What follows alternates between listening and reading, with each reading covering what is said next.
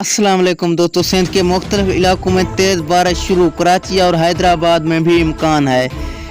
इस वक्त सिंध के मुख्तलिफ इलाके गहरे बादलों की लपेट में है। गरज चमक के बादल बनने और इनके फैलाव का सिलसिला मुसलसल जारी है। इस वक्त हमें सूबों के मुख्तलिफ इलाकों से बारिश होने की इतलात मौसूल हो रही है। इस वीडियो की मुकम्मल तफसील जानते हैं, लेकिन इससे पहले सब्सक्राइब करें और बेल आइकन को दबाएं ताकि लेटेस्ट न्यूज़ आपको सबसे पहले मिले। हैदराबाद के बाद कराची की बारी। आइंदा आने वाले चंद घंटों के दौरान हम उम्मीद करते हैं कि हैदराबाद में भी गरज चमक के साथ बारिश होने का इम्कान है।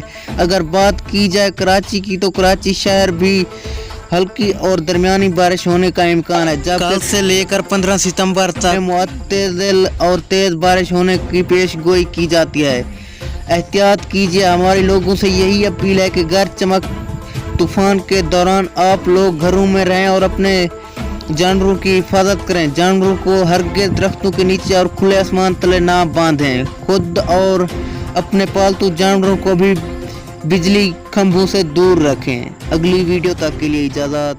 अल्लाह निगहबान।